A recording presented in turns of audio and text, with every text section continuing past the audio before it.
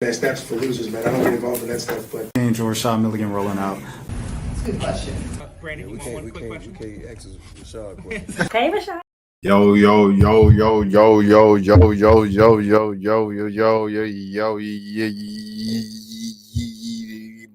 What's good, everybody? My name is Rashad Milligan. If you are new to the channel, this is the road to 5K subs. I've been gone for a couple of days. Last night, I was at my first Pelicans game, so kicked off officially season 10.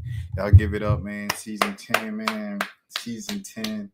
All glory be to God, man. My 10th season in the NBA before the age of 30. It is a blessing indeed. New city, new franchise, and things of that sort. But right now, I'm back in the A for a couple days. What's up? We got a viewer in the building. We got a viewer in the building at 12:25 a.m. Eastern time.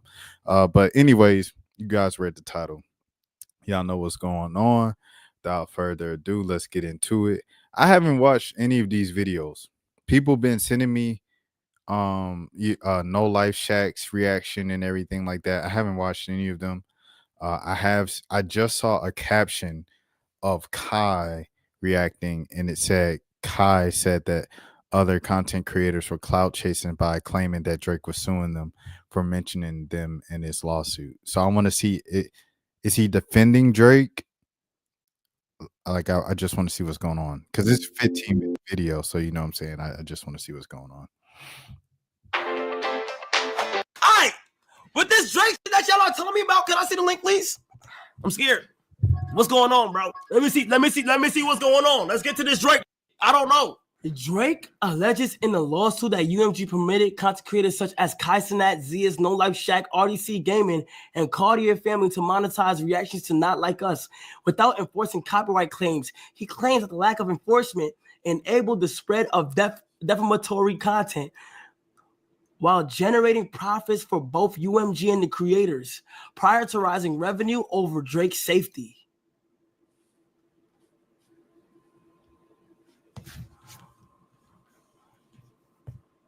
Twitch streamer Kai Cenat posted a 20-minute video of his reaction to the recording on his YouTube channel, which has 11.6 million subscribers.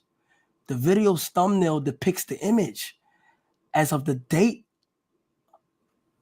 To be so for real, last year was kind of a lot for me. I was just feeling kind of like burned out. Of this filing, the video has over 9 million views. You're getting sued. Wait, why am I in this shit? Wait, hold on. I gotta be, what the I'm getting sued? Nigga, this thing I was told to stay on stream.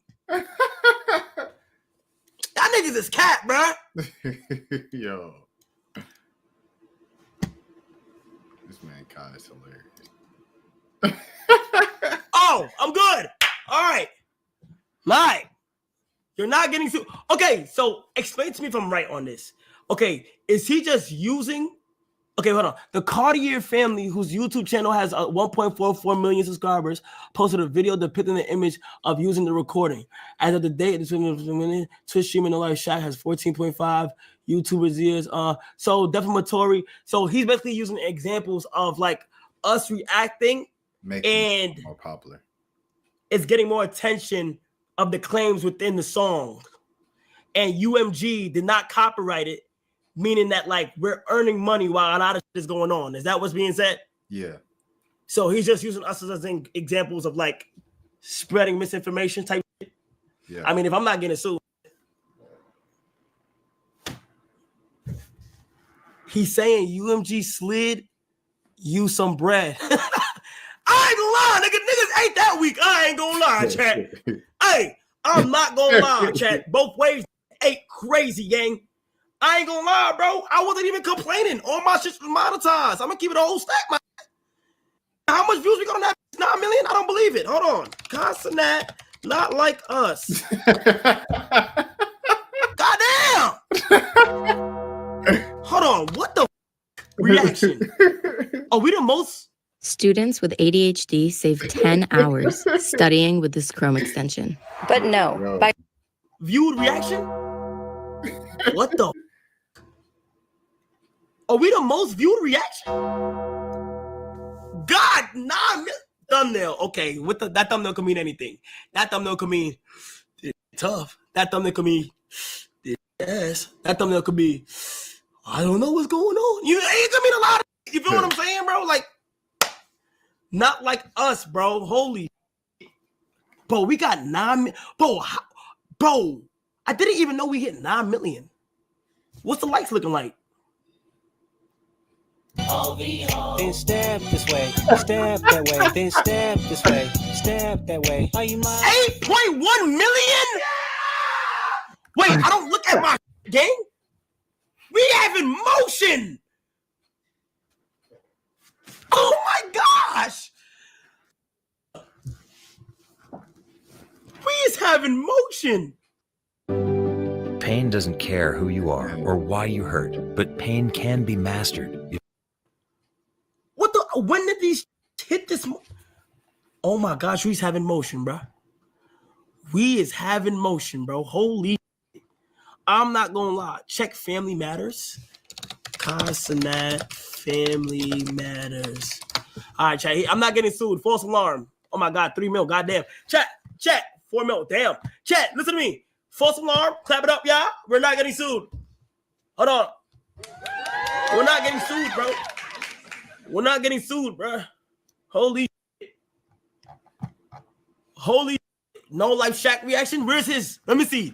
No, no life Shaq. He the nigga from South Carolina, right? He the nigga from South Carolina, right, Shaq? Where's his reaction at?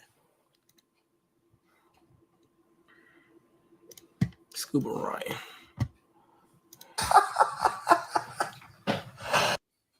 Listen, you want to skip this ad. I would too. But what if I told you there's a skip ad? Yeah, Bro, I know comments for something serious. That is the third ad break in the first 5 minutes of the video. I know Kai getting something serious from YouTube, bro. This is exactly what's happening. This Drake them snitched on the reaction community. It's no way. There's no way you got us in this case, dog. We chilling, having fun. And you got us listed in the case. Oh, this got to be the softest ever, dog. Man, hey, Drake, you ain't hip-hop, bro. There's no way. You a great artist. I'll give you that all day long. I promise you. Can't take that from you.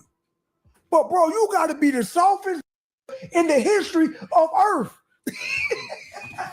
Yo, look at this, y'all. Let me see. What did somebody say?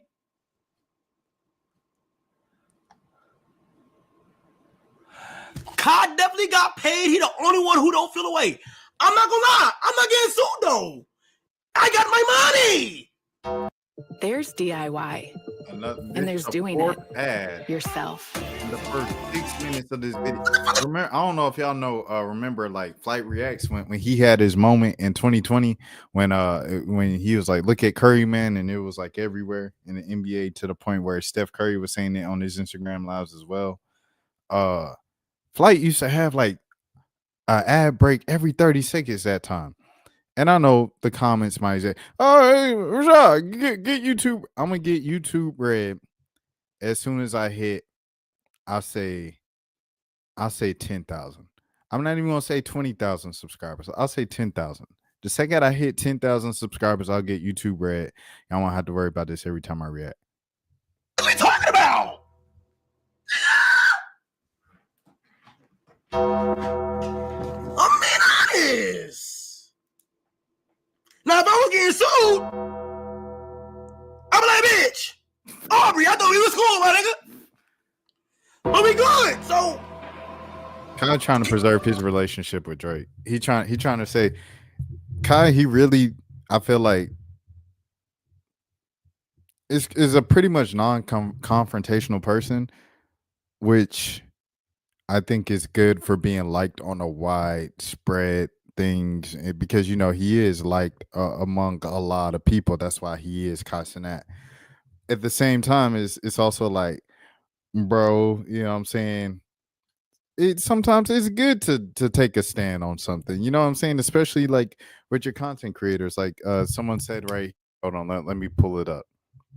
We'll go all over the place here. like when this girl Moni, and Moni, this page is kind of like a Drake Kate page. She's been tweeting since 2014. We need to get Drake out of here. So keep that in mind with this context. But Drake only goes on stream with white content creators, and he puts all the black content creators in a lawsuit or mentions them in a lawsuit. They said some of the white reactors actually have more views than some of the black reactors. And what was I gonna say? What was I gonna say? I forgot. But they have more views than the black reactors. But he only mentioned the black reactors, the RDCs, the No Life Shacks, the Kai Snats, the Zias and Belus. And I think he only mentioned them because those were the ones, I guess. I don't want to say the most people were paying attention to, but kind of, yeah, the most people were paying attention to when it came to it. So I think the lawsuit is crazy, bro. Everybody who said this was for UMG, this is for the artists fighting for their independence back, their rights back, and this and that. Like, this is literally like some of the things that were cited. They were taken out and posted on social media when he cited the line about him being a colonizer and all of these things. It sounds like he's legitimately complaining about the song and UMG putting money behind it. And UMG obviously was just like, yeah, we put money behind the song. It was doing well. It's just logistics. In journalism, what we do is if a story is performing well, if a lot of people are clicking on it on the website, then we'll give it a push. That means we'll send a notification to all the subscribers' phones who are having interest in a certain particular area. So say I'm pulling back the curtain a little bit. So say a story is doing well for the Pelicans. All of our Pelicans fans, if a story is doing well, we're going to push that to their phones and say, hey, check out this new Pelican story that we did or whatever at the paper. And it's going to continue to help the numbers. You only put numbers and money and the machine, quote unquote, into things that are already working without the machine and before the machine. Great example of that is Pink Dreads from DDG and Playboy Max. Like that, DDG didn't go through the label. He did it all independently and did it through Max's stuff to help push it and get it as far as it possibly could go on TikTok, on YouTube, on social media before he went to Epic and was like, hey, pick this up and put the machine behind it to really get it to as far as it can get. And it's the same thing with Tweaker, you know, Jello song of Jello pushing it as far as he could possibly get independently before signing to Def Jam for 10th million, you know, and that's all that is happened with Not Like Us. The beef had everybody going crazy. The entire hip hop world community, online community was locked into their phones and on the internet. Those 5 days that Kendrick finally responded and Drake came back 3 days later, and then Kendrick came back. Kendrick finally responded, and then he came with the back-to-back later, and then Drake came back at him that same night, and then Kendrick came with another one, and then Kendrick came again 24 hours later with the party song to kind of celebrate his win, and then Drake came back the next day when people were kind of already over the battle with the Hard Park 6 was like a good kind of homage and ending of the back and forth. Those 5 days, those 6 days, 7 days, everybody was locked in. Everybody was captivated and stuff like that. So with that perfect storm, the numbers were going to be crazy just regardless because people are nosy. And these are the two biggest rap stars in the world going back at each other, telling the world why they hate each other and why they hated each other for the past decade plus. That's why the numbers were doing so well off top. So you see a number doing well, you see a video get 1 million views in an hour, you're going to put your money and resources behind it to make the most money out of it. You black dudes want to fight, you black superstars want to fight each other, and you know, the black beef, whatever the case might be, black on black crime. Go ahead. It's making us a bunch of money. And because both of you are our artists at the end of the day. You both work for us. You're both our employees. So go ahead. Argue as long as you want to, because this is the most anybody's listened to rap music in like 2 years. So it's like they put money behind Not Like Us because it was the most successful song. Euphoria was the most popular song, got the beef before Not Like Us. And then before that, it was the first person shooter was a big deal. but it went to even a bigger deal when Kendrick came on Future and Metro Boomin song and said, first person shooter, I better be a bomb. When he did all that, it was like, okay, bro, it's on and popping. And that song was everywhere, bro, for a couple months. And Drake finally responds, and all of these things. So I say all of this to say, yes, there was a push. They put money behind it, but you only put money and push stuff that's already doing well before you put any type of resources into it. And if your employee was making you a lot of money and bringing you a lot of attention with something that you might view as negative on the outside, they're going to put money behind it, bro. And you know what I'm saying? And Drake, you should be the last person that could be complaining about this when you benefited from the same system for so many years, for 15 years. I've said this over and over and over and over and over in all of these things. But yeah. So I think that's where Shaq's problem was coming from. No Life Shaq, and where B. Lou and Z is. Well, I haven't watched B. Lou and Z is. At the end of the day, it looked like Kai was just like, "Hey, man, I got my money. I'm not being sued. I don't care." But No Life Shaq, he cares about hip hop. He's a bit of an old head. He reacted to the entire Joey situation, and what was it? The Joey situation and the other joint too. The dude that's with TDE, Ray. Ray out there at TDE on the West Coast and stuff like that, who responded to Joey. He was, covering that whole thing, and that's like kind of a specific corner of hip hop. And he reacts to Daylight and because he truly loves the culture. I say all this to say he truly cares about the culture.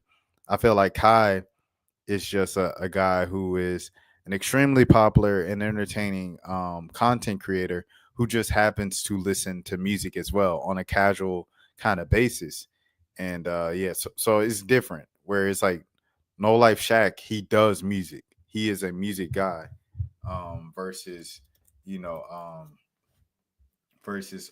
else? Who's Kai Cenat, who's a content creator who just happens to react to music. He listens to music. So that's the difference between the two. And you can see it in kind of their reactions, like that. How passionate Shaq was versus Kai. All right, here we go.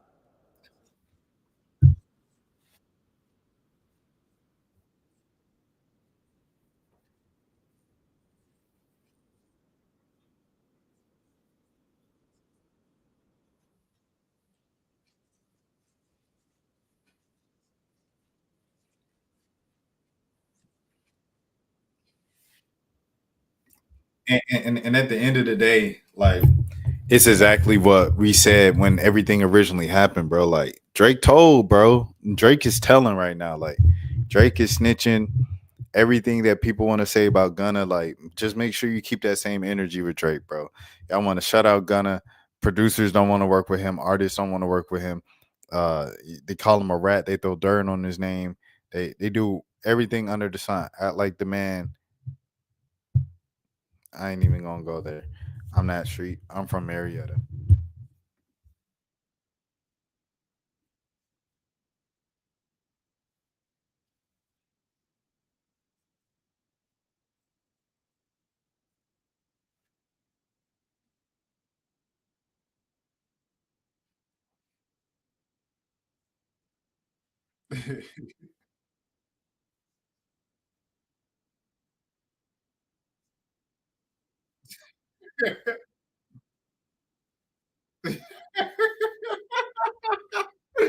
Yo, B.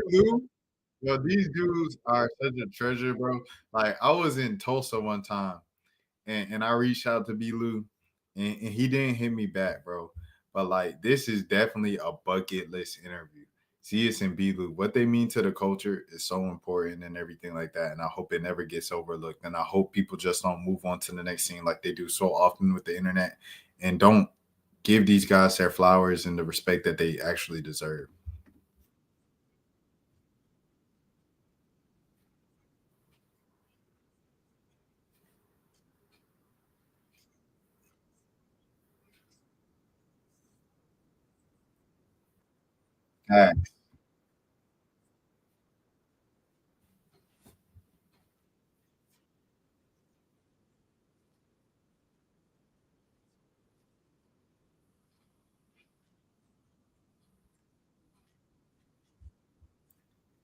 I think all Drake is trying to prove with this, by the way, it like just mentioning the content creators is how popular the song was.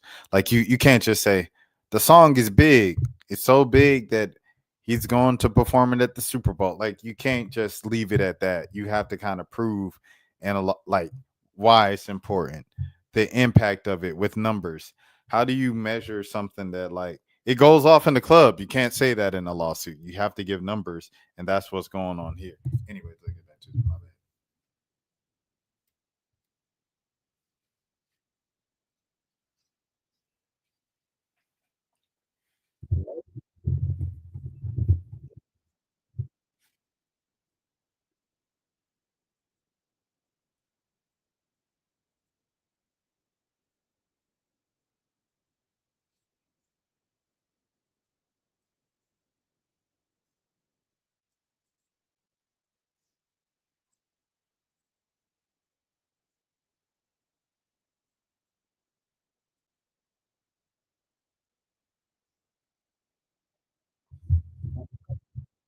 He's saying it costs some money. Well, you lost a rap battle, brother. Like that's what goes on when you lose a rap battle. You don't think Meek Mill lost money after you said, "Is that a world tour?" And you had the world saying, "Is that a world tour?" Your girl tour for the next 5 years. The Meek Mill face and just laughing at him. You don't think that affected his pockets? That people was like, "Oh, I ain't gonna do a song with Meek Mill." He probably got less money. I mean, he probably got less features. He probably booked less shows. Because everybody, when they see Meek Mill after that joint, is that a world tour? A girls tour. All right, anyways, that's rap beef, bro. If you want to partake in rap beef, you got to deal with what you get if you lose the rap beef, bro. And that's what you get when you lose a rap beef. You lose some money as well. You lose some popularity. People don't look at you the same. Your public perception is different. And the way you've been moving, see, I'm going on the same rants over and over. I'm so sorry to the people who watched 2-3 videos ago me talking about Drake. I end up coming back to the same stuff because it's so ridiculous what is going on right now. It's unprecedented. But the way you've been moving ever since after Not Like Us, you're literally validating every single thing that Kendrick Lamar is saying. You're doing the streams with Steak, sponsored by Steak. Kick stream, sponsored by Steak. We're going to gamble right now. You did the thing when you snitched on LeBron and said that, oh, yeah, I brought LeBron to girls all the time. Ain't that what Kendrick said on Meet the Grams? He said you soliciting women, you got gambling issues, you got a drug addiction, popping pills addiction. You rap about popping pills all the time and I didn't have a Zan 13 hours, the most popular one, obviously, right? And all the things.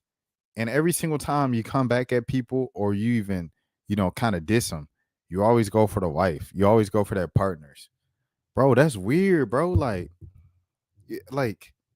I mean, okay, you called Kendrick short a bunch of times. That's it. Like, that's the only thing outside of like talking about his partner that you even brought up, bro. It's crazy. But hey, I do have to say this. Kendrick was, I believe he was accused in like Las Vegas in 2011, 2012, 2014 of a dispute or whatever, a whole Roddy thing. You do have to acknowledge that. If we're going to bring up Drake and everything that Drake did on record with some young woman and everything, like 17-year-old on stage in 2010, we got to bring up, okay, Kendrick, you were this is set in stone. That folks were saying you was arguing out loud and things might have got kind of crazy between you and the lady. You know what I'm saying? So you do have to mention that. At the same token, after all of those accusations of your family doesn't love you and you don't love your family and you never with your family, he came with the Not Like Us video and specifically put his family smiling and hugging and standing in the camera, directed by who? Dave Free, the man that you said was a kid. So you got that wrong. Everything that you said about Kendrick, it proved to be wrong. Unless you want to say you're not the Black Messiah that you claim to be and everything like that. That is true. But guess who also said that? Kendrick Lamar on a whole album a year before this entire back and forth. He said, Kendrick Lamar is not your savior. J. Cole is not your savior. Drizzy Drake is not your savior. LeBron James is not. He said that a whole year before. Sorry. Anyways, back to this.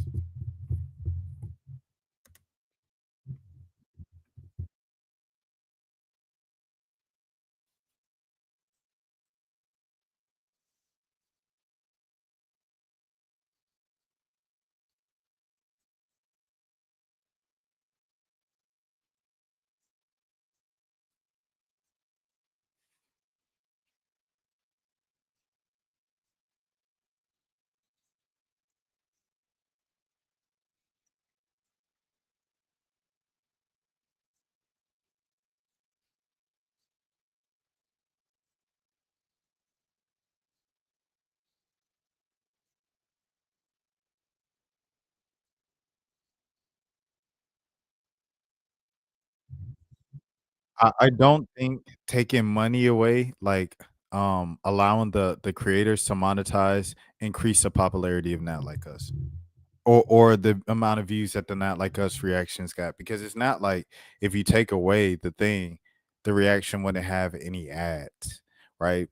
If it got copyrighted, it will still have ads. The ads would just be through the label and UMG and stuff like that. They'll be getting the money directly instead of the content creators. The content creators just saying thank you for this or whatever 2-3 days after the fact, the next week before they ended up taking copyright claims for it the next week.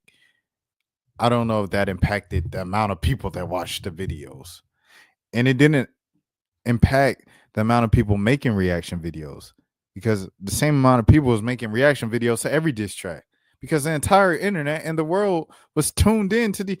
All right. Yeah.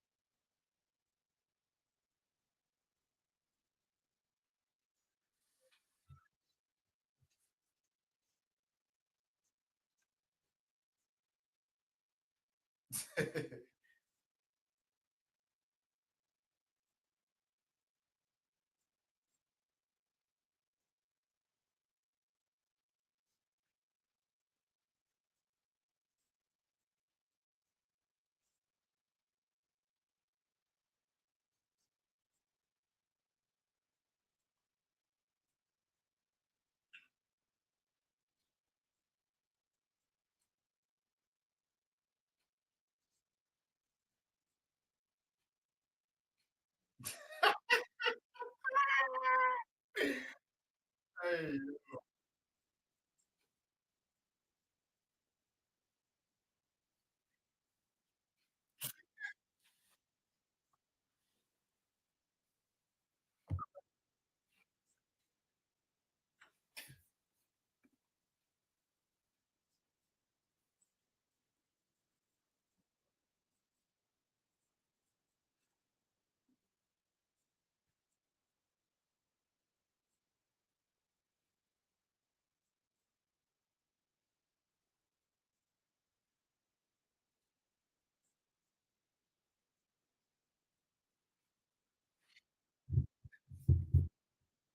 It is what it looks like, Z, is because you can say, right, the things that we've been saying, right, of the hold on, let me the camera that went off.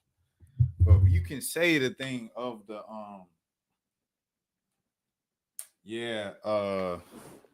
he doing this for the money, is about the business, is about the whoop. everything like that, and he trying to get his money. You can say that, right?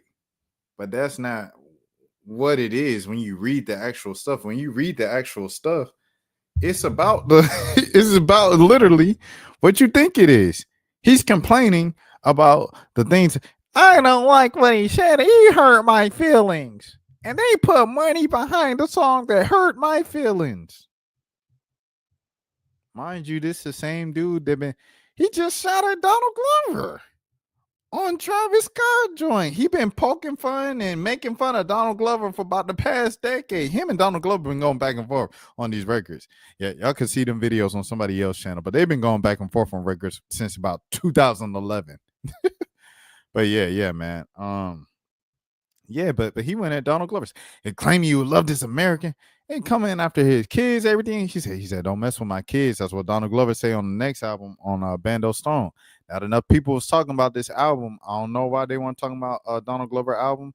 Probably because he had like 20 different genres in it and people just didn't get it. It was confused. You know what I'm saying? The masses not going to get it when you got a album where one song hip hop, the next song pop, the next song techno, the next song dubstep, the next song rock, and the next song is jazz. People not going to get that Gambino or rock and everything like that. People not going to get that Gambino.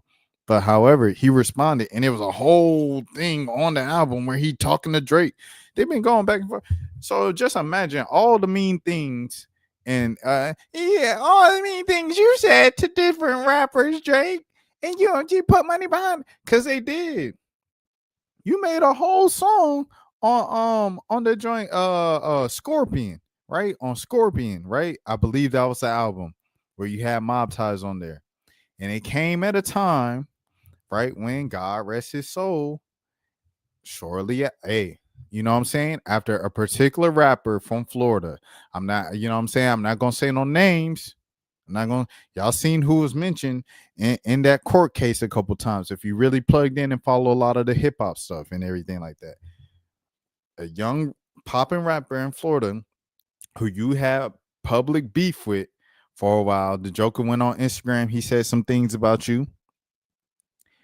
I don't know if he publicly responded, but okay.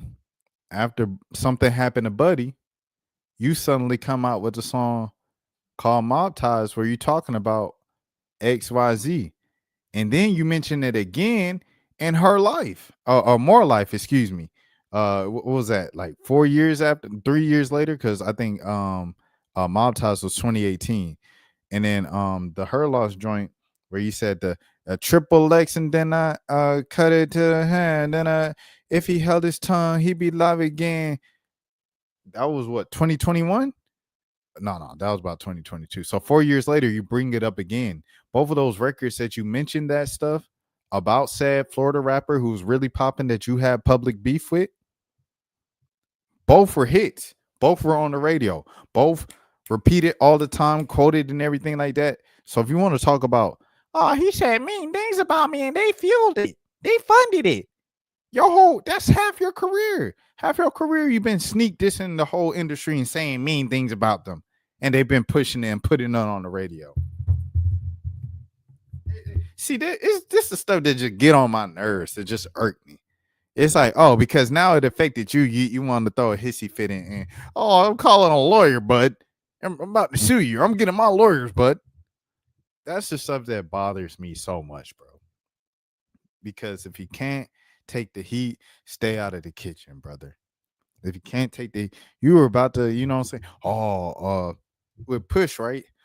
Jay Prince. You lucky Jay Prince told me to put the artery down, to put the weapon. Hey, I didn't want to go in on Push because I was going to keep going. I really had the red button. Y'all don't want me to press this red button. The red button was going to the principal's office and telling, bro. That was the red button, bro. I already mentioned this before. I already went on this rant. But it's just like, it's so crazy, bro. How you had the whole world laughing in Meek Mill, a grown man's face. Is that a world tour or your girl tour? For a whole 5 years, affecting his career. And now you can't even sit 6 months with people talking about, people would have, I ain't gonna lie to you, bro. People already moved past not like us, bro.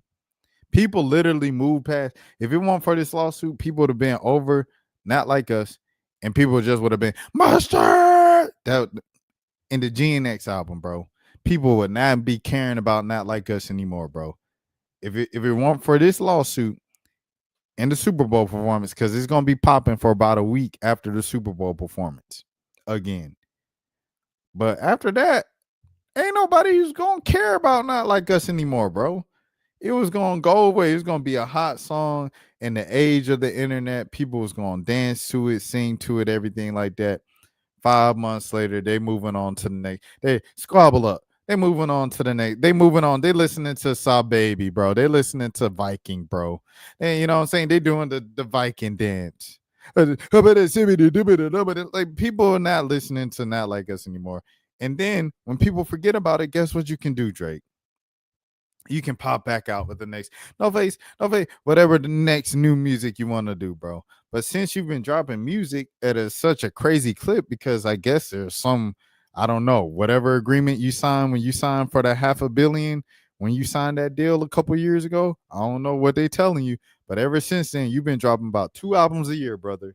You've been dropping an R&B album and then the other album. The damage is already done with the PDF. See, there we go. Some people took it serious. That's rap battle, bro. That's rap beef. And see, the thing is, nobody would have took the PDF whole thing, right? With Kendrick, anything that Kendrick was saying, if Drake ain't have a whole decade of behavior like that, if he ain't have the whole situation before the beef, bro, we have to look at the dates of these stories, bro. If you have to clarify why you was texting Millie Bobby Brown boy advice and boyfriend advice when she was 13 years old, if you have to clarify that at 2018, you have to clarify in 2019 why you was texting and talking to Billie Eilish on a regular basis every single day, and Billie Eilish was like, Drake is like my best friend. If you have to clarify that in 2019, after 2018, you had to clarify the Millie Bobby Brown thing. And then in that same era, you had to clarify why you took the duck lip pose and kind of leaning your head on the girl's shoulder of the 16-year-old supermodel girl, whatever her name is. If you had to clarify that picture and say it wasn't a date, I was just taking a picture with a fan that just happened to be a supermodel that was at the same. If you got to clarify that, if you got a whole video of you on stage 2010 asking a girl, how old are you? She say 17. You say, oh, she's 17, and you kiss the girl anyway. And it's a whole, and you got to clarify that. And you got to, this is 15 years of stuff that Drake has had to clarify with young women. You know what I'm saying? So, okay, if you even put yourself in that position, in that light, and you even mention it before he came at you with the West Coast freestyle with the I heard he likes younger women, I heard it on a Button podcast, so it gotta be true. Like, right? When you know it yourself, the perception of you and these younger women, bro, then you know what's coming up. You don't get the benefit of the doubt when you place yourself in position for people to even put that on your name. You know what I'm saying? It's like, God rest his soul, Michael Jackson. Michael Jackson had nothing but little kids going to Netherlands and everything like that, playing on the rides and stuff like that, sleeping around in his house and everything. And some kids even, sleepovers with the grown man. You know what I'm saying? The perception of it is crazy. And while, they took the folks to court and everything and found out that majority of the kids that their parents put them lawsuits on Michael Jackson was not telling the truth, and Mike ain't do nothing, and they was doing it solely for monetary gain because Michael Jackson was like the richest entertainer or whatever at the time. It's like, Mike, why would you put yourself in a position for people to even put that on you? You know what I'm saying? Like, so it's the same thing with Drake. It's like, whether or not Drake is an actual PDF or anything like that, for 15 years, he consistently placed himself in position for people to look at this like, why is a 30-something-year-old man talking to this 16-year-old like that? Why is he rapping something about high school pics, you was even bad then.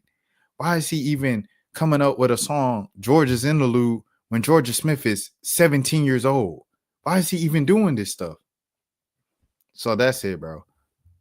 And you know, I mean, the thing about it is that comes with the position as well, because Mac Main from same Young Money camp was on that Every Girl song talking about in 3 years, holla at me, Miley Cyrus, when he was a grown man. That line is crazy. And like, I was about 15 at the time when that song came out, so I ain't see nothing wrong with it because I was about Miley Cyrus' age. Well, no, I'm not Miley Cyrus' age, but you know, I'm about 3 years away from 18 too. But it was just crazy, bro. So yeah, that's it. It's like you place yourself in that position, you don't get the benefit of the doubt. I believe he's doing it to clean his name to white commercial hip hop fans to spill real money, not the hood. I think this is a good argument because I don't know how those fans are feeling, to be honest. I just know how black people are feeling. And majority of the black people that I know, that I speak to, that I see on the internet, and just not even that, but just like people in real life, they sway one way. They like, Doc got a point.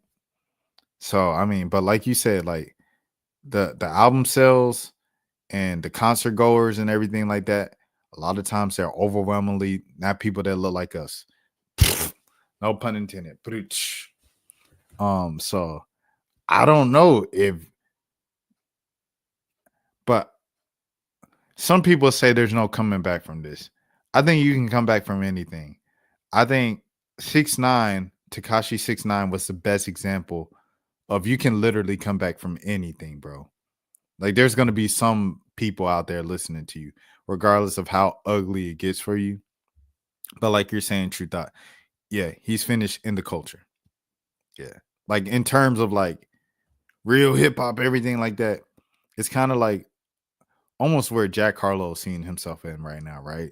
Like Jack Harlow, he came up off of being like a rap nerd, study all the freestyles, just rap his whole life. Was the rapper in his high school in Louisville and stuff like that. DJ Drama sees his talent, signs him, brings him on the road, brings him to Sway in the morning. He freestyling. Rapping was Jack Harlow's thing. Okay. That didn't get him far enough. So then Drama rechanges his whole image and puts him on some pop records, gets him some writers and some singers and soul samples and everything like that. And Jack Harlow strikes gold with some pop records. He gets a hit, then another hit, then another hit, and they're just continuing to strike gold. Now he's got the acclaim and everything like that, and this particular image by going pop. Okay, now the hip hop purists are like, oh, this Jack Harlow dude is just a white dude that, you know, is taking advantage of our culture, and he doesn't really care about the culture. And now Jack Harlow for the past 2-3 years has been trying to make pure, just nothing but barred out records. Like the Miss Johnson is his only record in the past 2-3 years that hasn't been just bar after bar after bar after bar after bar, trying to prove himself as a rapper and someone who truly, genuinely cares for the culture. And he can say, I don't care about the gatekeepers of the culture, but he obviously does because he just keeps rapping. So it's like a thing of like, it's difficult once the culture deems you no longer the culture to get back in. I say all that to say that in a long-winded way. And so I think, yeah, he's done with the culture, but yeah, he's already been crucified in the culture. All that he has left is to keep commercial fans now. Yeah, like you said, just not worry about it. Be a pop star. Be a pop star. Like his first move, bro, his first verse after this entire back and forth in May was singing like Spanish on Camila Cabello's like album, bro. In 2 songs. He just singing in Spanish. It's like, come on, bro. That's how you gonna come out of this? Like we still dancing to Not Like Us, and you gonna come back. Porito, Citanito. Like, come on, bro. Like, what are we doing here, bro?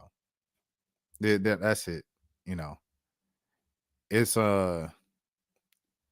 but I mean, I think on one end it's like it's showing the people like, yeah, it is what we thought it was. Because some people wanted to be like, oh yeah, I know it seems funny and everything like that, but that's not really what's going on. It's really about the business. And then you read the documents and he's literally just crying that this guy said something mean about him, and the people that also employ him put money behind it. He might have done this to shut down Not Like Us at the Super Bowl, then drop it after. Yeah, but it's like you can drop Not Like Us. Right. You could do the thing where it's like, okay, he can't perform Not Like Us. Man, we still gonna go squabble up. We still gotta turn this TV off. And then everything else. We got how many years? I know Kendrick say 15 years, but on a widespread level, probably like 12 years, 13 years. Kendrick's been a radio artist for the past 13 years, bro. We got 13 years of hits. Easily with Kendrick. NFL wants no problems with this. Yeah, I was always thinking about that because it's like he has to perform the song because it was number one last year. And it's probably, you can make an argument it's Kendrick Lamar's biggest song, right? So it's like he has to perform it. And it's like, do you really, like, how is that going to go of him? Like, what words do you even bleep out? Like, do you bleep out A minor? Like, do you bleep that out? Do you say, trying to strike a chord, and you cut the music off and he dances or something? Like, I don't know. I don't know how that goes. But regardless, bro, it's a part of hip hop culture, bro. Like, you say mean things about people. Like, you know what I'm saying? Like, what do you want to have? A bunch of sneak disses? If you're going to have a rapper perform at the Super Bowl, there's going to be some sneak disses in there. Because every rapper is like, in their braggadocious raps, are sneak dissing somebody in particular. Every single, 100% guaranteed. They're talking about somebody in that record. When they say, brothers don't know that I keep the flow. Brothers ain't got this on me. Like, they're talking about some guy in their neighborhood who really can't afford that jacket. Like, they're dissing somebody in nearly every single rap song, bro. It's a part of rap. I'm better than you. Let me tell you why I'm better than you. You ain't got as much money as me. Your girls don't look better than mine do. Your cars don't look like mine do. I can rap better than you. All that stuff, man. None of those other songs matter to Drake reputation. The what you call? What's the song? King Kunta. Like I said, these dudes been dissing each other for the past 13 years. Since 2013, they've been dissing each other. So it's like all the songs that, like the Be Humble one, right? It was like a diss to Drake, to Big Sean. Is Big Sean gonna sue and say, hey, yo, don't perform Be Humble at the Super Bowl? He performed it already at the national championship game when Kendrick performed at the national championship game in, what was that, 2018 in Atlanta? I was there at his rehearsal in Centennial Park. I was. But yeah, man, like, it's a part of hip hop. If you're gonna book a rapper, he's gonna perform something where he dissed you in at least a line. It's the game, bro. So it's like, even if he said Not Like Us, man, if this joker say you can't do Not Like Us, right? And like you say, True Thought, he plays the intro. He plays a dun dun dun dun, and then goes on with the rest of the show. You know what I'm performing if I'm Kendrick Lamar? King Kunta. I swear I wouldn't tell. But half of y'all sharing bars like a band and the two man said, come on, man. Something's in the water. You know what I'm saying? I'm performing my other Drake diss. I'm performing the not like that. But a bomb. The big three. It's just big me. Boom. People still gonna sing that in there. I know it's more corporate, so everybody corporate might know Not Like Us, but they might not know like that. No pun intended. But I'll just perform all my other Drake disses. I'll perform Euphoria. The famous act. But Euphoria is even harder. You know what I'm saying? I'll perform the worst one. I'll perform Meet the Grams.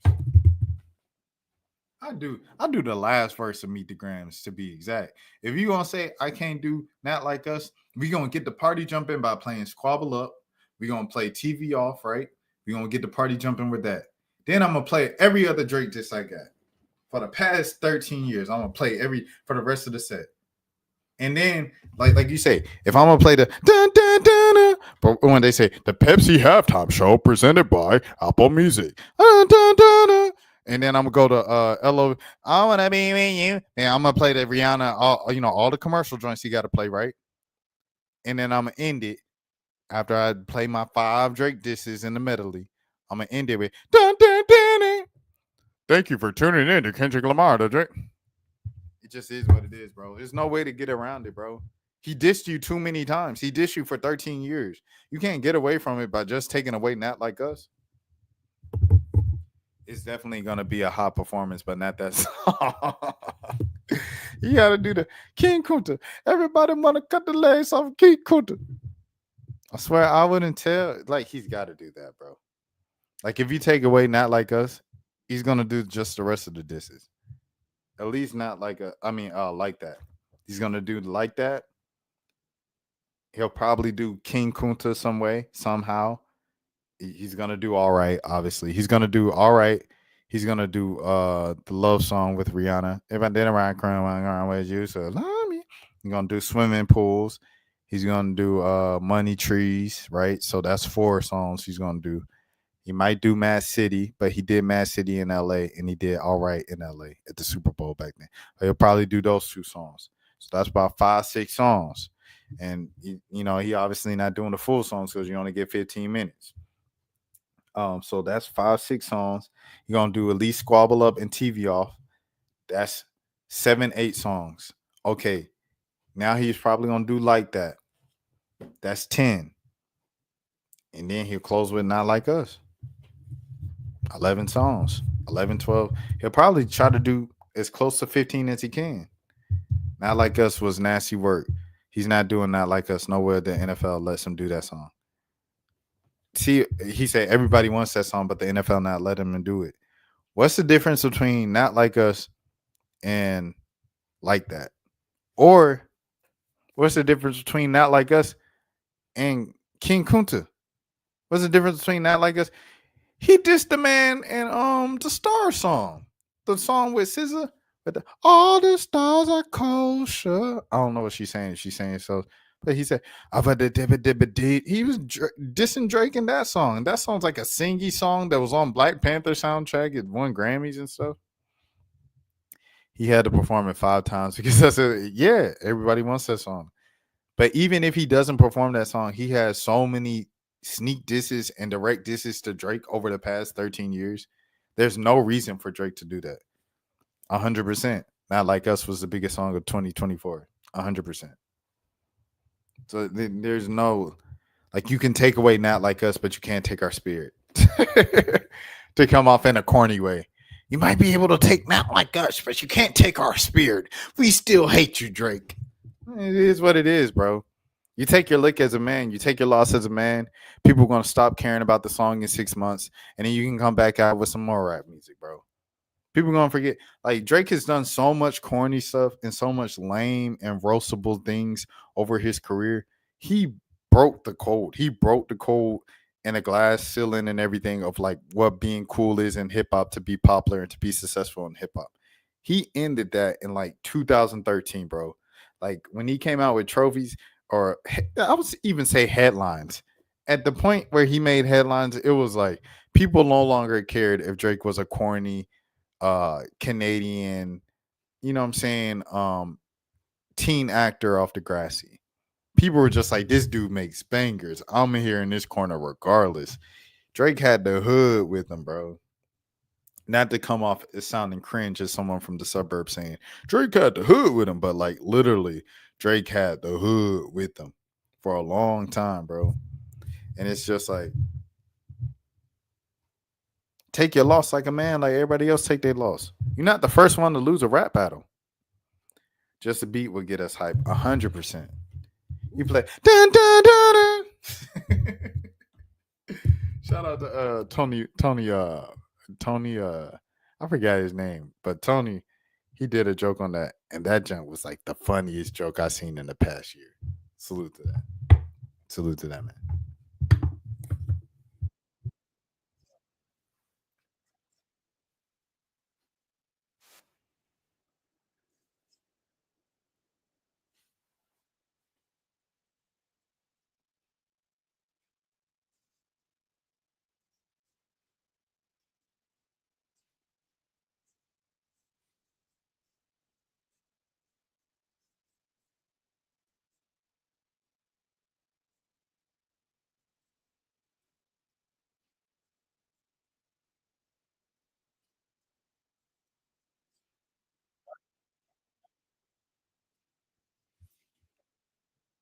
And True Dot, to go back to your comment, he has to disappear for a year. I don't think he can, bro. He signed a deal. He signed a deal for like $500 million because it was like, dang, Drake's still signing deals. Like he's the biggest artist like in the world. Hold on, Drake signs. Let me see, 500 million. It was something stupid, right? Ever since they announced that, he been releasing like 2 albums a year. Her Loss. Yeah, he signed a record deal worth 500 million, bro. 500 million, bro. But like, look, hold on. Okay, we'll do it like this, right? Am I sharing the screen? Okay, I am. All right, bet. Give me a second. Drake albums. I missed him. Okay, and I put a little thing. Disregard that. Anyways, if this is going in order, it's not going in order, is it? It's not going in order.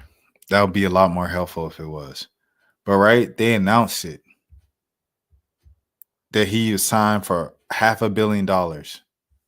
Ever since then, he dropped. I'm trying to see where it started. Because it started like 2020-ish when he did the care package. That was around the time of the shutdown where he just dropped all his old songs. And then he dropped the joint where he was going against Jay when he was going against Donda, the one with the pregnant ladies on Certified Lover Boy, right? That was 2. And COVID, just COVID. And then he dropped again when he did the Honestly Nevermind. And then he dropped again when he did Her Loss. And then he dropped again with For All the Dogs. And then he dropped it again with Scary Hours. And then he dropped again with 100. He dropped like 8 albums in the past 4 years, bro. What does he owe now? Exactly. Ever since they announced he signed a deal for $500 million, $500 million. Yay, go Drake. Ever since then, that Joker been dropping 2 albums a year, bro. He got the joint with P&D coming out. He tried to release 100 gigs by himself and just say, "Oh, I'm releasing 100 gigs on your head top," right? Man, the label made him drop that under the label so quick. He had to drop all them songs, drop them on the streaming service under the label, bro. Do it the right way. I thought he's negotiating right now. That's what Zeus and B. Lou are saying. And that's what he's saying. That's what Zeus is saying right here. Since he's negotiating with UMG for a better deal, he's like, "Oh, y'all trying to lower my price at this table when I'm trying to get more bread by gassing the guy that I'm going against in a rap beef." And that ain't got nothing to do with nothing, bro. That ain't got nothing to do with nothing, bro. Not Like Us pop because Not Like Us pop. It ain't had nothing to do with the machine. Like I say, the machine don't work if the people not rocking with the music, bro. This ain't no Call Me Maybe, bro. Well, Call Me Maybe is an amazing song. But yeah, you know what I'm saying? The label will bury him if he doesn't drop the lawsuit. Oh yeah, for sure. For sure. You ever heard of Prince Michael Jackson? Michael Jackson tried to buy the Beatles lawsuit. The doctor said, "Oops, that's a little too much." Anyway, back to this. Another ad. My bad, y'all. Like I said, I got y'all. When I get 10,000 subscribers, I'm gonna get YouTube bread.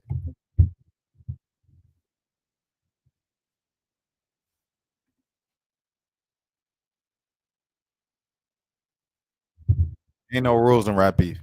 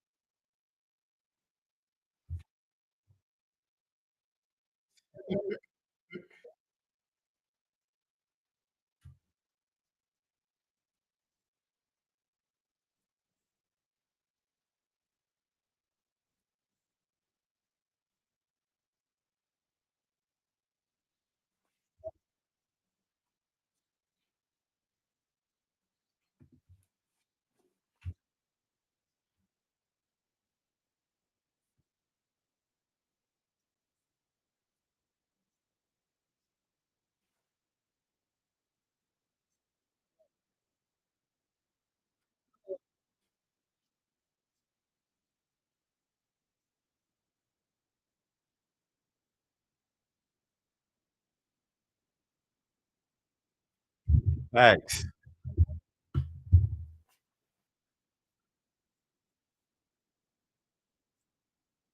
Because it's your name on it.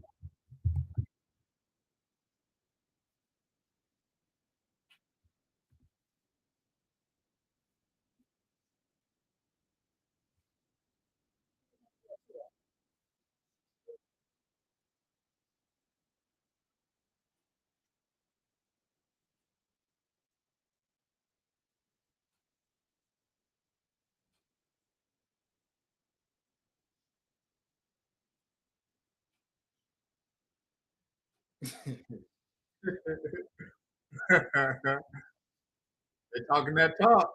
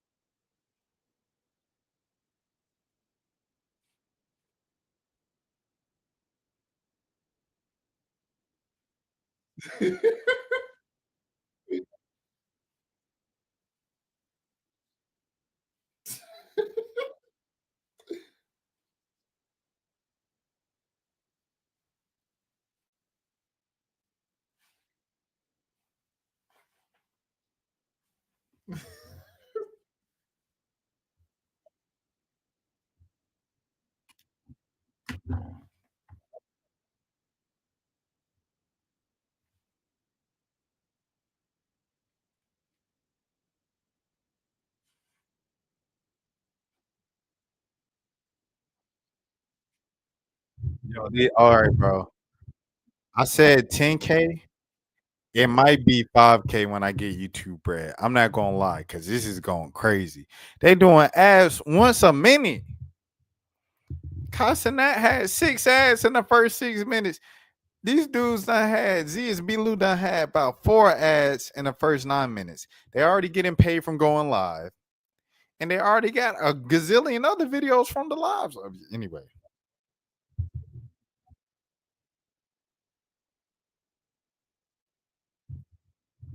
No. All right, True Thought. I gotta stop you right there. I gotta stop you right there, True Thought. This is Kendrick Lamar. He had the largest hip hop post COVID tour in hip hop before the Her Loss tour, because I think then Her Loss came around, and then Drake had Savage on tour with them, and then he brought on J. Cole, and that pushed him above Kendrick's mark. But Kendrick is like one of the biggest artists in the world. Yeah, easy. Even you know that. Like, let's go to first week album sales. Kendrick Lamar, first week. Hold on, I gotta go through this because that was a crazy thing. That was crazy. Hold on. I see. Let me see. All right, cool. I got it. He's fired. Big Steppers wasn't that great though. You can say that, right? But like, commercial success is commercial success. Like, right? Like, he's been doing this for 13 years. You know what I'm saying? Oh, they don't have it listed. Do you have to you gotta read it? Not I actually have to read. All right, hold on. Let me see. It had his numbers. Okay. Here we go. Yeah. 6 over half a million, bro. First week in 2017. It doesn't matter what GNX, GNX did 300,000. This did 600,000, bro. Kendrick is Kendrick.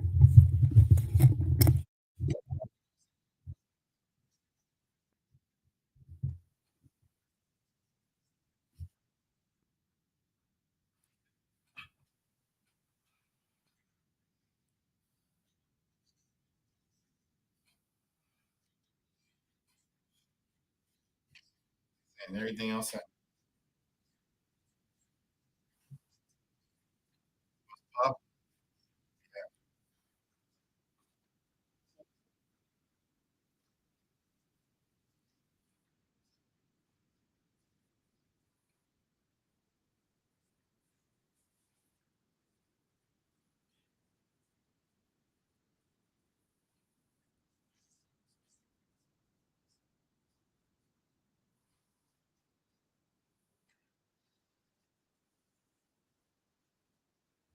Know what I mean, feel me? Salute, salute.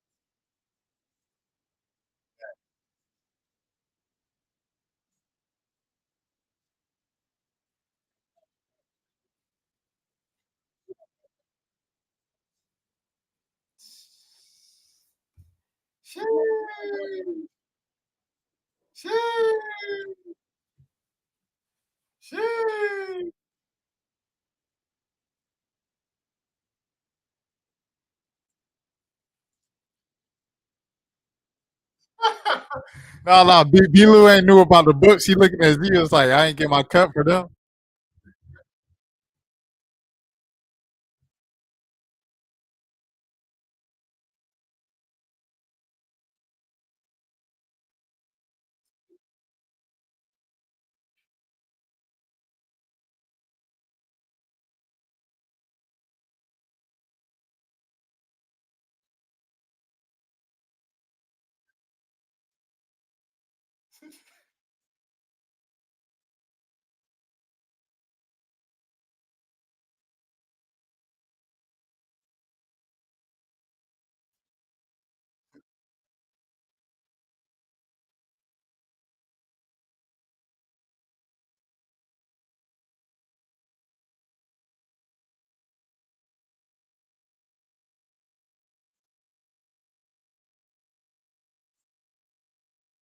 Yeah, bro, I ain't gonna lie. It's looking like a 5K.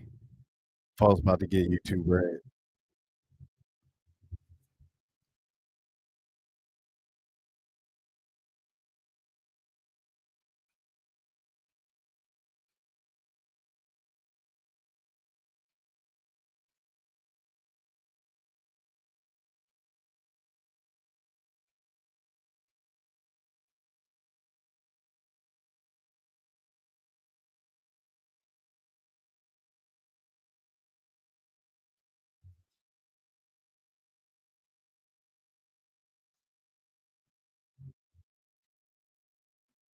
I think happens after this run from Dot.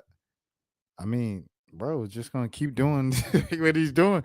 Like like I said, like Kendrick has been like one of the biggest rappers, if not like the biggest rapper, like the second biggest rapper behind Drake for Lefty Gunplay. He said he ain't know who Lefty Gunplay was. Kendrick has been one of the top two biggest rappers in the world for the past 13 years, bro. Like so the whole narrative of like, oh, no one listened to Kendrick before that, this is just not true. He's Kendrick Lamar. Like and Cole. You saying how long he takes? Because Kendrick go on a hole, he like becomes antisocial. Okay, I got you on that. My bad, True Thought.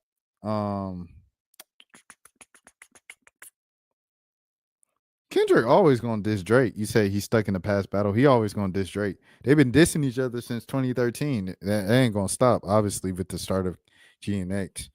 I think Kendrick probably goes away.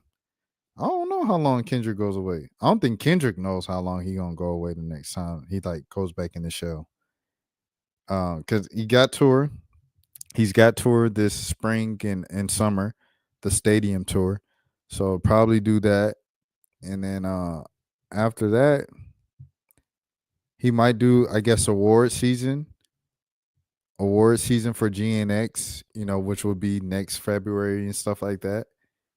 Other than, I don't see him popping out for anything after the tour. I don't see him popping out for anything other than the Grammys for like at least 2 years. At least 2 years, he'll probably go back in. But I don't know. He PG Lane now. He no longer TDE, so he can drop whenever he wants to. Because I think he wanted to drop for a while, but TDE was holding back. What is an artist to look for after K-Dot? Because Drake held it down for. Oh, okay. So you talking about the who's next? Like the big three type deal. It's crazy because I think with these conversations, you always have to shout out Young Boy and Rod Wave because they just do record breaking numbers every single time. And just because that might not be your type of favorite music to listen to all the time, it doesn't negate the fact that they are like two of the more popular rappers right now. So salute to Young Boy and Rod Wave. They definitely have like kids' hearts in their hands for sure. For like the past since 2018, both of them kind of had the kids in the palm of their hands. You know what I'm saying? Paul, that was crazy. But yeah. So I say those two for sure. Two people you have to mention with that. Other than that, I don't know if we'll get superstars again. I don't know if we're gonna get like I always say, I don't think there'll ever be someone as famous as Michael Jackson ever again. You know what I'm saying? Because we have the internet. So it's like even someone like a Beyonce won't be as famous as Michael Jackson, right? Because like she can try to be off the grid and like exclusive, not doing interviews, not being the most active on social media. She's still like when she releases her documentaries and showing her daughter Blue Ivy, like kind of, talk to her. It's still a bit of a human element there with I was about to say Zendaya with Beyonce. I just don't think there'll be anybody as famous as Michael Jackson again. And that transfers over to this conversation of hip hop because Cole, Drake, and Kendrick came up in the late 2000s, early 2010s. Like that's when they broke through the internet era, the blog era and stuff like that. Mixtapes, Dat Piff, live mixtapes, et cetera, et cetera. They Spinrilla. They burst through all of those limits and went into the mainstream and became huge artists. With the internet now, you can I say this because you can create you create your own reality, right? So it's like it's a reason why TV isn't right TV anymore. We were just talking about I was talking with a friend about like American Idol, about how American Idol became so irrelevant when it used to be like everyone, regardless of what you liked, right, in life. In 2003, you went home, bruh, and y'all all tuned in at 8 o'clock on Fox and watched American Idol to see who was getting voted off American Idol. Like it was a family thing. It was like a nationwide phenomenon. And the next day at school with your coworkers or whatever the case might be, you're talking about what happened last night on American Idol. You're talking about who got voted off, who you think should have got voted off, who you think is going to be the next big star to come from the show and everything like that. Like it was a moment. Nowadays, you have YouTube. And YouTube, you can look up specifically what you like. So if I like specifically, this is a great example. This right now, if I'm specifically so into hip hop and hip hop heads and stuff like that, and drama and like what's going on with Drake and Kendrick and stuff like that, and I want to hear this being talked about for an hour and a half on YouTube by Ziz, B. Lou, Kai Cenat, No Life Shack, whoever the case might be, right? I can go and do that. I can if I want to watch somebody talk about McDonald's, who has the best McDonald's McGriddle. If I want to watch a 2-hour long video about someone doing a random video essay about the history of the McGriddle, because I'm so into McGriddles and fast food culture, I can go and do that and just consume those YouTube videos for forever. When I go in my car, I just hook up my phone to the Bluetooth and I listen to whatever I want to listen to. I don't turn on the radio and listen to what the radio tells me I want to listen to. I create what I want to listen to. When I go on YouTube, I watch what I want to watch. I tell my algorithm and my internet and my TV and stuff like that what I want to watch. I want to watch Inside the NBA. I want to watch NBA highlights. I want to watch basketball. I women's basketball, college women's basketball, WNBA, and hip hop interviews, Breakfast Club interviews, and whatever the heck is going on in hip hop. That's what I want to watch, and I dictated it that way. I say all of this to say, because of that, because we can all create our own worlds, you'll never see someone as big as those three guys again. You're not going to see a guy as big as J. Cole, Drake, and Kendrick at the same time, because you don't have someone telling you, hey, these are the next three big rappers. Someone can tell you NBA YoungBoy broke the record for the most records sold, and they're in NBA YoungBoy selling out arenas when he gets off of house arrest, when he gets out of prison this year or next year, whenever he's getting out. He sold out the most places. Rod Waves led all first week sales, and he was the only rapper to be on Billboard 200 for albums the entire year of 2024. Someone can tell you that, right? But it's like, if I don't want to listen to a Rod Wave song, I'm never going to listen to a Rod Wave song. I'll just keep bumping Lil Nas X. You know what I'm saying? Like, yeah, because that's what I listen. If I just listen to Boldy James, Jid, and Conductor Williams, and The Alchemist, and Earl Sweatshirt, and Nicholas Craven, and Navy Blue, and That's My World, I'm just going to keep listening to that, bro. Like, I don't care about Rod Wave, so I'm not going to listen to Rod Wave. And that's why there'll never be another Drake, Kendrick, and Cole. Yeah. J. Cole said it'll never be the same regardless of what people say. He lost respect from the real ones. Facts. After the big four with Future, people come and go. And salute to Future as well. Future came up at the same time. Future been grinding for a long, long time. And he had like little sprouts and moments of greatness, kind of like 2 Chainz. But Future just, definitely at a different level. The Fantastic Four with Future for sure. Yeah, true. But this is the culture that represents us 100%. I'm just saying, like, I don't know if this, like, and I think it's different with basketball, right? Because I feel like we're at this standstill with hip hop and basketball of just like, okay, for so long we had Kendrick, Drake, and Cole, and like you said, Future. We had those 4 for so long. Someone eventually has to replace them as the new hot guys that lead the generation and everything like that. But we have a lot of good candidates. Like, we have a lot of popular people. Tyler, the Creator. Well, Tyler, Creator came out the same time as him. So it's like, you can't talk about Tyler, Creator like he's some new up and comer. Tyler, Creator been popping as long as those guys. Like, Yonkers was, 2009, 2010? Tyler, Creator been popping as long as those guys, so he don't even count. Big Sean's in that class. Gambino's in that class. They don't count. Logic's in that class. He don't count. Wale's in that class. He does not count. Kid Cudi's in that class. He does not count. So it's like, who is the next biggest? I don't know, bro. Playboy Cardi, but Playboy Cardi, I feel like it's still an acquired taste. There's a lot of people that like Playboy Cardi and love him and is into the opium and then is into the vampire. What? And there's a whole lot of people who hate that sound and think it's like the dumbest thing ever. So it's just like, I don't know if Playboy Cardi can replace J. Cole, or Future. I don't know. You know what I'm saying? So that's what I'm saying.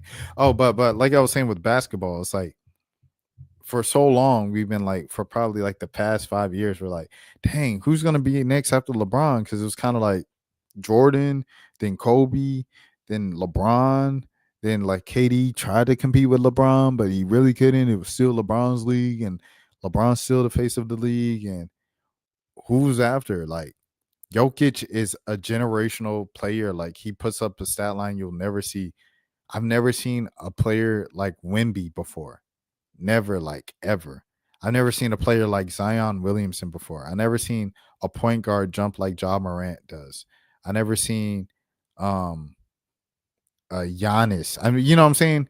But it's still like, I don't know who the next guy is after LeBron. It's just, we're just in a weird time right now, I feel like. I understand, but it's now being restricted just to artists. It's personal. Fans, no more entire culture feeling who's running hip hop. 100%. That's what I'm saying. He trying to put his Jello 3 on us. Chill. Not too much on G3, man. The hit maker. I might swerve in that corner. Whoa. Don't do that.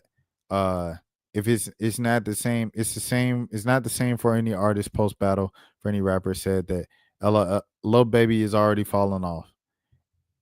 The thing about falling off, Glorilla fell off, and then she followed up the year that she fell off with the biggest year in hip hop. So it's like the Baby fell off. He got canceled. The Baby still came back and with 2-3 major hits. So falling off don't really mean much, in my opinion. K-Dot makes everyone look like kids right now. Facts. Curry became a fan favorite. The song is fine. I might swerve in that corner. Whoa. But yeah, man, the Curry thing is it's family, bro. Like Aisha's cousin is literally OVO. Aisha herself is from Toronto, so it's just like Curry was gonna go with this family there. G3, I'm saying they selling him as the biggest, but he's good.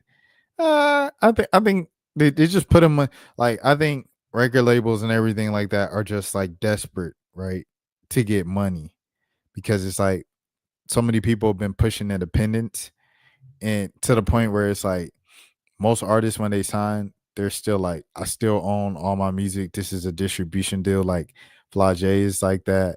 DDG's like that, where he owns his stuff, but it's kind of like Epic is a lot of distribution on the back end and stuff like that. So it's just like with that, labels are looking for any reason to kind of keep themselves alive and keep themselves going again. So when you see a viral moment like Jello, I might swerve in that corner. Whoa. When you see that go top 30 Billboard with no backing, no A&R work or nothing, he just played it on Neon Stream, and then people started making fun of it for a week, and then he released it and everybody was like, oh, this is actually kind of good and catchy. You know, they're just gonna pounce on every opportunity they can to make some money, to keep the building in operation, man. A lot of people work at labels, and like there's been so many like layoffs with labels for the past so and so years, bro. Like they need this, you know what I'm saying? They need every little viral moment they can get.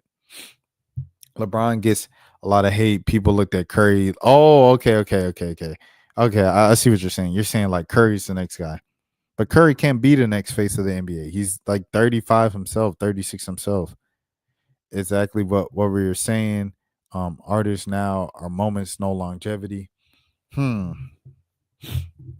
Artists are moments now, no longevity. Nah, I can't say that because Lil Yachty's still here. Like I always say this, I never expected Lil Yachty and 21 Savage to last this long, bro. When I first heard Red Ops, I was like, this song is amazing. The beat is great. He's kind of being carried by the beat. There's no way he keeps this up. Like he's like here past 5 years. And both of them are here, Lil Yachty and 21 Savage. Both of them are here 10 years later, bro. So there's definitely still longevity out there. For sure. When you be going live, bro, I don't have a schedule. I just do it when I can. Like I just landed in the A tonight and stuff like that, and I ain't been live for 2 days. So I was like, I need to go live. And then I also wanted to talk about this. I wanted to do it last night, but I was working on a video about Zion. It's on Nola News's Instagram if you guys want to watch it. I'll show you. Hold on. I'm gonna show you a clip. I can't upload it to this account. I can, but I don't feel like dealing with like, here it is. Hold on. It's a video about Zion that I did. So I was working on this all last night, and I could have stopped and stuff like that and made sure it was like, you know what I'm saying, go to the thing. But I don't know. I like it. So I was just doing it. Anyways, he said no, Curry had his moment already. It's over. He can't get bigger. 100%. And that's all the respect to Curry. Like Steph Curry to me is top 15 all time. You know what I'm saying? So I respect. He said what did Zion do? I was just asking Pelicans fans how they felt about Zion. Like, do they want to trade him or not? That's what I was asking them. And half the fans, it was 50-50. Half the fans said they wanted to trade him. The other half was like, let's keep Zion. You can go on the Nola, like just go on Instagram. It's at Nola News, and the videos up there. It's back to LeBron now. Yeah, man. Yeah, it's LeBron's still the face of the league, which is crazy. I don't know if the NBA wants to make but it has to happen naturally, right? Like the fans have to gravitate towards the person. Like you can't just put Giannis in all the in all the commercials and be like, Giannis is the face of the league. Like people have to want Giannis to be the face of the league. People are gonna have to want Jokic to be the face of the league. Can't just happen because he's the best player or you put him in every commercial, right? Shaq was in every commercial, right? Shaq is still in every commercial. Was Shaq the face of the league when he was in the league? No.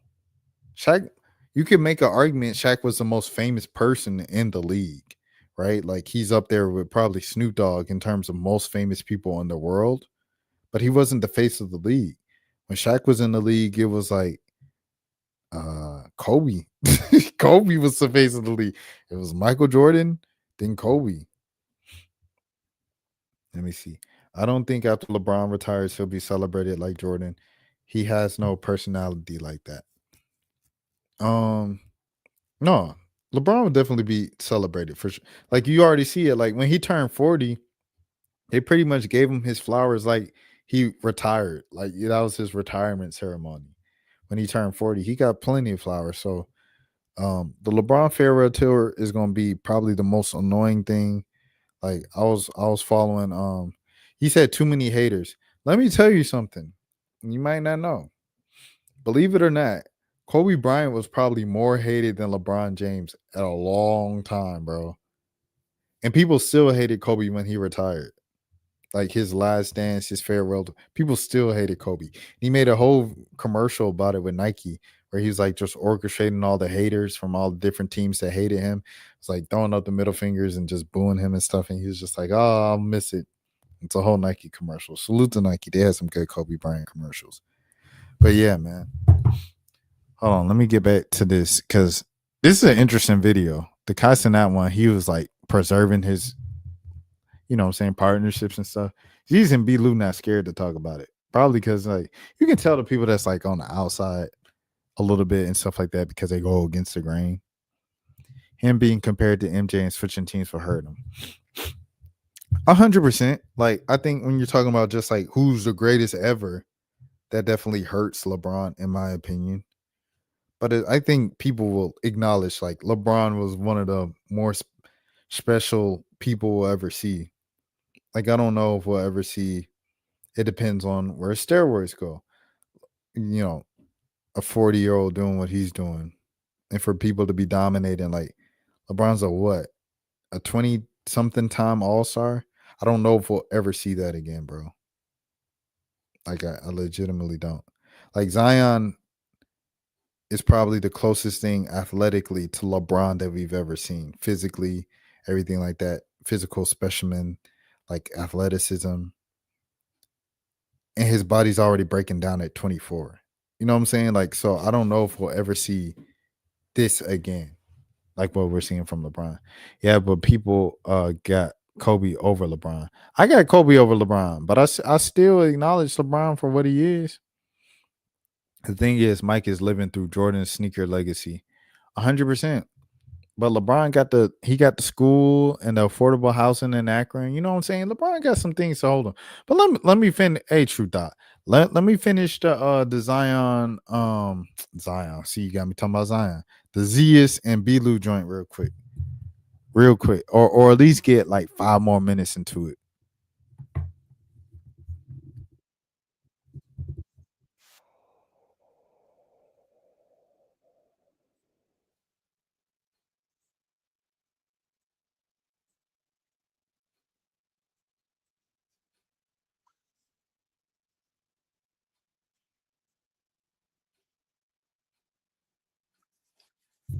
All right, bro. Like I said, give me the 5K, bro.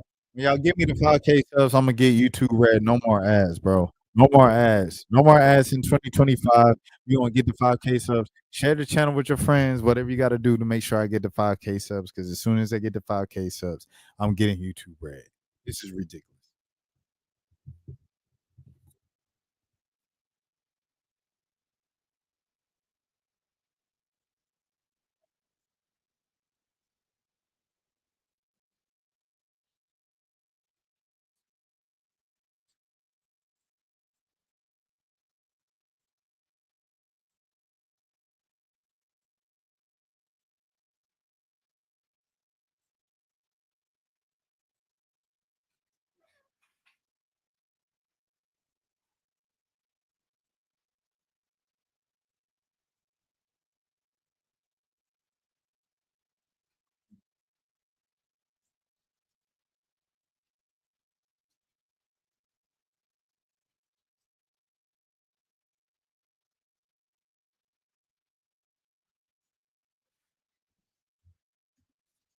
You don't like the man not taking his L like a man, bro.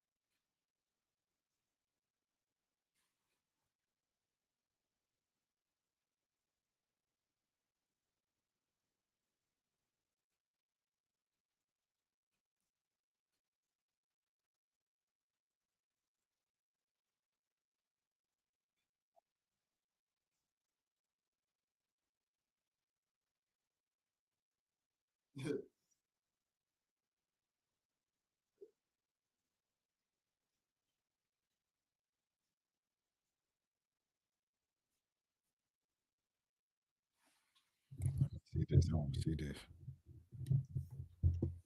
Family Matters, Euphoria, Not Like Us, Family.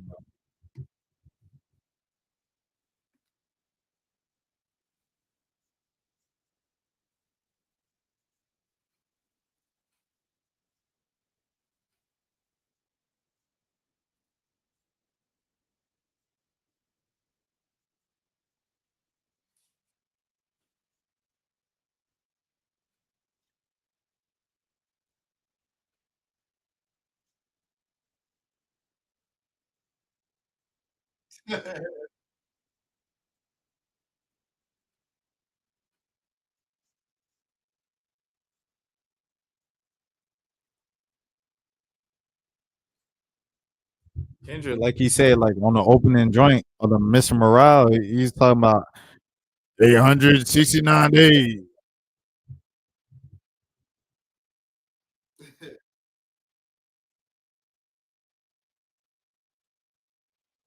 Yeah.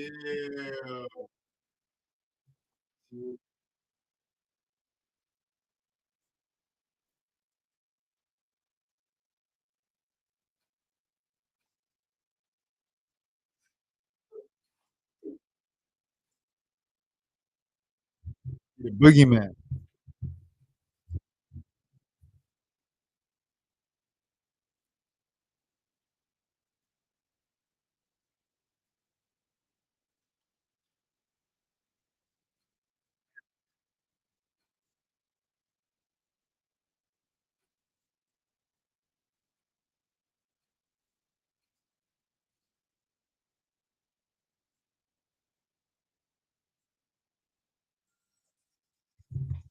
Yo, these ads is crazy. They doing an ad every 30 seconds.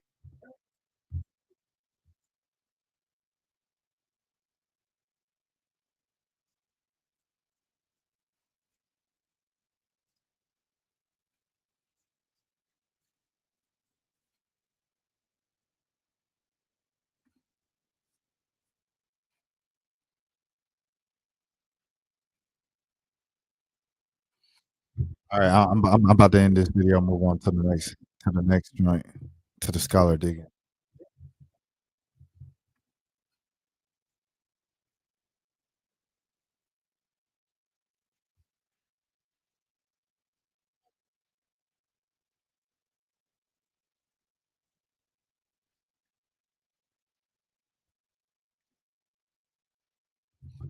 Hey, business is business. And suing is a whack move and a rap beef. You know what you got into. You know y'all both work for the same people. You know what I'm saying? That's a weak move. All right. Anyways, I said that a gazillion times. That was over an hour and 37 minutes, bro. That's a what they say.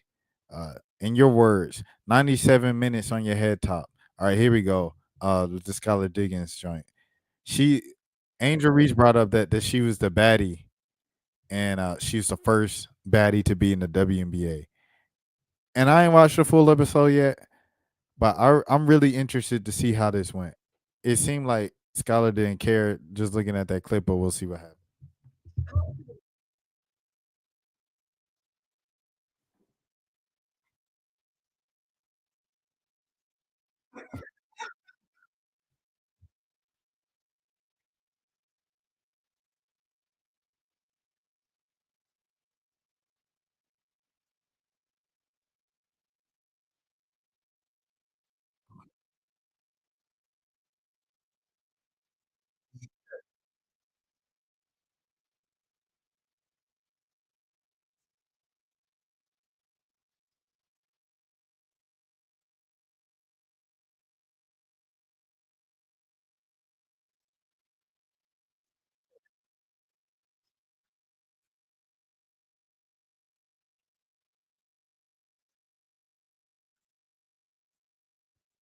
All right, so that was her reaction to it. Okay, all right, okay.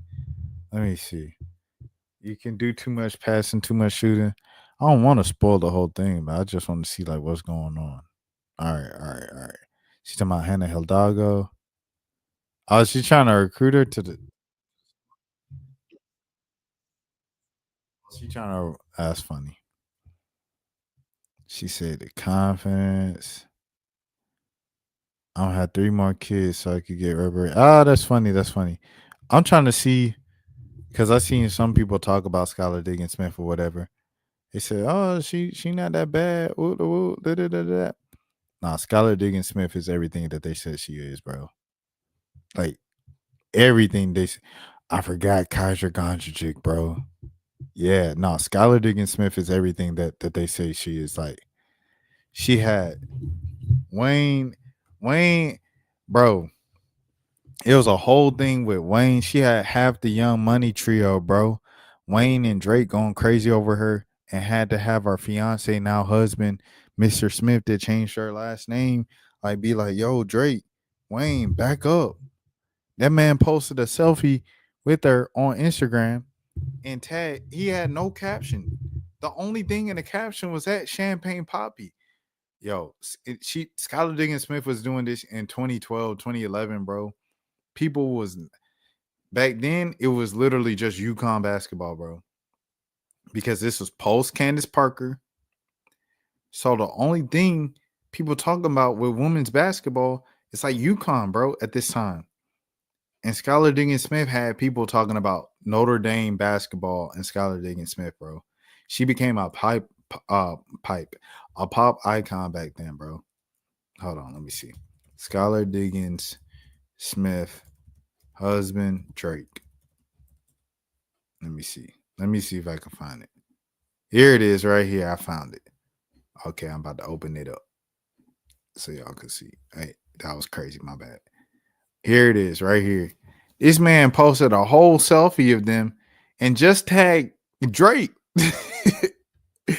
It had the tongue out, everything like that, and say, back up off my woman. This was a whole movement, bro. Like when you talk about someone who moved, who shifted the culture, who really made an impact, like Skylar Diggins-Smith is everything she thinks she is, bro. And like she said, she a dog. Skylar Diggins-Smith talk more trash than anybody else, bro, in the league, probably, bro. Like Skylar Diggins-Smith done had the drama follow her from every franchise she been in, but a lot of it is really just like she don't back down from nobody. You know what I'm saying? She don't take nothing. So she have the uncomfortable conversations, everything like that. Woo, woo. You know, remember she had the joint with Diana Taurasi on the bench, bro. Her own teammate. Skylar Diggins-Smith is with that every single place she goes. She don't back down from nothing. She plays hard, everything like that. And just the thing that she set, the standard, the precedent, all that she set for the kids, man. Are they? All right, bro. This is a whole nother thing. I ain't even gonna lie to you. People taking my stuff. If you on my channel, you know. If you know, you know. But people just, man, it's crazy. Crazy. People don't give me no credit for nothing. They take your stuff, act like you ain't whatever. Whoop. But yeah. Skylar Diggins-Smith, for what she means for the culture, inspiring a whole generation of young girls playing basketball and stuff like that, young women athletes, and just young women in general. Like she said, the swag, the confidence, everything like that, to go out there and be girly, or be you, whatever the heck might be, to be something beyond basketball is something that has to be acknowledged, saluted, everything like that. So salute to Skylar Diggins-Smith. Salute to what she means for Notre Dame and Notre Dame women's basketball. She really got that kind of next era and next push of Notre Dame basketball back on the map and stuff like that. And the headband, the karate kind of headband, was iconic as well. It's the same way with Asia Wilson with the leg sleeve and everything. Asia Wilson, and obviously she's getting her flowers right now. Might not be getting as much as she deserves, but she's getting a lot of flowers right now. And you know, when she becomes an OG, we're gonna be talking the same way about her. So salute to Skylar Diggins-Smith, bro. I hope she gets a ring before she retires. And yeah, shout out to Skylar Diggins-Smith. I know I said that a gazillion times. And then the last thing I want to touch on this real quick before we get out of here, because it is 2 a.m. on the East Coast. Wendy Williams. This is so sad, bro. Obviously, she's been in this kind of care thing, conservatorship, where like they control all of her money, all of her accounts. And then Wendy's just started speaking out about like, they not treating me right and this like that. And it's like, okay, yeah, it's sad that like your family and your people are like spending all your money and everything like that, all this hard-earned money and everything like that. Like, it's kind of crazy that's going on with you right now. But at the same time, like, you not in the shape or like condition to really watch out there yourself for real. From what we've seen with the clips of paparazzi, you in a wheelchair, you with the shades on and everything like that, you didn't look well. You look sickly. She went on Breakfast Club and let the people hear for herself. She spoke clearly. She spoke concisely. She communicated extremely well. She said big words. Her vernacular was widespread. The vocabulary range was there. She seemed like she was fine, bro. To be honest, she seemed like she was fine enough to at least handle her own finances and do this and do that and do that. You know, just like any other older person, bro. So I think with that being said, you know, I'm joining in on the movement. And you have to salute Charlamagne too. Charlamagne is a solid individual to have his mentor, to watch out for her like that, to like, okay, you gave me this platform. I'm going to give you on my platform, Breakfast Club. We're going to put you on and let the people know what's really going on so you can help continue to fight this in the courts or whatever the case might be, or the paperwork that you previously signed to be in this conservatorship, everything like that, which she calls a luxurious prison. You know what I'm saying? Her niece said they won't even tell her where she's at. You know what I'm saying? They can't even call her. She got to call them. Bro, that's jail. I have homies in jail, bro. Man, the only way I could talk to them is if they call me, bro. That's the only way I could talk to them. And so it's like, what she's in literally sounds like a jail, bro. Britney Spears was in the same joint, you know what I'm saying? A similar joint a couple years ago and stuff like that. Grown people do not need to be in no conservatorship, especially if they are coherent and are intellectually able-bodied enough to do what they want to do. Wendy Williams was up there crying about not being able to go into Sephora or buying bags and stuff like that. And that might sound like some surface level, like superficial stuff, but you have to think, you're not Wendy Williams, bro. Wendy Williams is probably worth so million dollars, bro. She done had daytime television on Fox, you know what I'm saying, cable TV for the past quarter decade, bro. Like she's her. Like she's really her. You know what I'm saying? So it's just like it's crazy. This is going on with Wendy Williams. I'm wishing her the best. I hope she can get out soon. And I salute once again, Charlamagne. That's a really solid move for not forgetting your mentor and the person who helped you get to where you get to by giving her that platform and letting the world know, yo, this is what's going on and is whack. So salute to everybody involved. Prayers up to Wendy Williams. Prayers up to the victims of the young family of the young lady, over there in Detroit, dealing with that situation of dealing with the older man and then the older man taking advantage of her and ultimately, unfortunately taking her life. Prayers up to that family as well as they try to look in the mirror and try to forgive themselves of what they try to tell the, you know what I'm saying? Everything like that, bro. There's so many parties involved with that. And I just wanted to mention that as well, man. Salute. Rest in peace. The California fires as well as they are, kind of rebuilding from that. And you could say, oh, it's the Palisades, it's Malibu. Them folks got money. Yes, you got money, but at the same time, it's still an inconvenience. I don't know if you guys ever like had a pop tire or something like that. And say you didn't have a spare in the trunk. So your only way is AAA. Okay, AAA is free. I pay for it with my insurance every month. Roadside assistance is free because I pay my insurance every month. It's still an inconvenience to sit in your car and wait the 1-2 hours for some roadside assistance to come change the tire or tow the car, right? You might have the money to tow the car. You might have the money to fix it, but it's still an inconvenience to go to the store. That's time, bro. That's time consuming.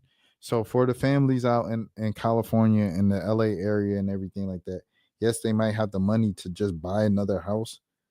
You're going to have to build another house. That's time consuming, bro. That's money. You don't want to do that just because you have the money to do it. So, yeah, prayers up to all those people. We thinking about y'all. Thank y'all for rocking with me tonight. They thought you held it down in the chat, bro. You was very solid all night. I appreciate you. And I hope you be back for my upcoming streams and everything like that, man. My name is Rashad Milligan. As always, this is the road to 5K subs. You all please take care of yourselves. Peace. That's for losers, man. I don't get involved in that stuff, but Enjoy Rashad Milligan rolling out. That's a good question. Brandon, we can't ask Rashad questions. Hey, Rashad.